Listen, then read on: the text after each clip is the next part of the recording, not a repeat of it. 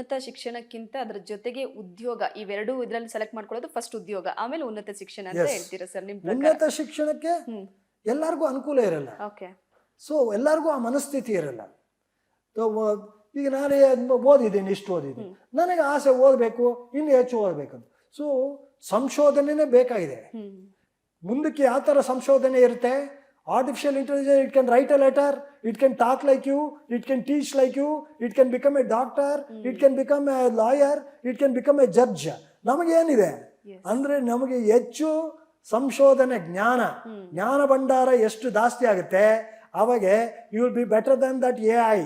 So therefore in future ಈ ಜ್ಞಾನ ಭಂಡಾರ ಇದೆ ಅಂದ್ರೆ ದಿಸ್ ಇಸ್ ದ ಆಸ್ತಿ. ಈ ಆಸ್ತಿಗೆ ನನಗೆ ಮಕ್ಕಳಿಗೆ ಏನು ಹೇಳ್ತೀನಿ, do as much as possible. ಈಗ ಮಕ್ಕಳು ಏನು ಮಾಡ್ತಾರೆ, BA ಆದ ತಕ್ಷಣ ಕೆಲಸಕ್ಕೆ ಹೋಗ್ಬಿಡ್ಬೇಕು. ಬಟ್ ME ಮಾಡಿದಾಗ ME-ನಲ್ಲಿ 2 ವರ್ಷ, ಆ 2 ವರ್ಷ ಮಾಡಿದಾಗ ಏನಾಗುತ್ತೆ, 1 ವರ್ಷ ಕ್ಲಾಸ್ ಇದೆ. 1 ವರ್ಷದಲ್ಲಿ ಕ್ಲಾಸ್ ಎಷ್ಟಿದೆ? 8 ತಿಂಗಳು ಕ್ಲಾಸ್ ಇದೆ. 8 ತಿಂಗಳಲ್ಲಿ ಕ್ಲಾಸ್ ಎಷ್ಟಿದೆ? 6 ತಿಂಗಳು ಕ್ಲಾಸ್ ಇದೆ. 6 ತಿಂಗಳು ಮಾಡಿಬಿಟ್ರೆ ಇನ್ನು 1 ವರ್ಷ ಅವರು ಇದು ಇಂಡಸ್ಟ್ರಿ ಕಾರ್ಖಾನೆಯಲ್ಲಿ ಇಂಟರ್ನ್ಶಿಪ್ ಹೋಗೋದು, ಅಲ್ಲೇ ಕೆಲಸ ಕೊಡ್ತಾರೆ.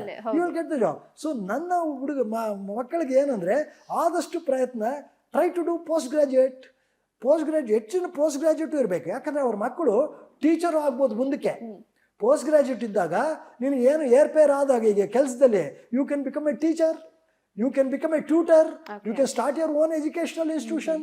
ಬಿಕಾಸ್ ಕೊನೆಯಲ್ಲಿ ಜ್ಞಾನ ಸಂಪಾದನೆ ಮಾಡೋದು ಭಾಳ ಇಂಪಾರ್ಟೆಂಟ್. ಇದು ನಮ್ಮ ಹ್ಯೂಮನ್ ಸಿವಿಲೈಸೇಷನ್ ಮುಂದಕ್ಕೆ ಹೋಗ್ಬೇಕಂದ್ರೆ ರಿಸರ್ಚ್ ಇರಲೇಬೇಕು, ಸಂಶೋಧನೆ ಇರಲೇಬೇಕು. ಸೊ ಪೋಸ್ಟ್ ಗ್ರಾಜ್ಯುಯೇಟ್ ಮಾಡಿದಾಗ ವಿತಿನ್ 8 months ಯು ಗೆಟಿಂಗ್. ಆದ್ರೆ ನೋಡಿದ್ರೆ ಈ ಲಾನಲ್ಲಿ LLM 8 ತಿಂಗಳು you will get LLM degree.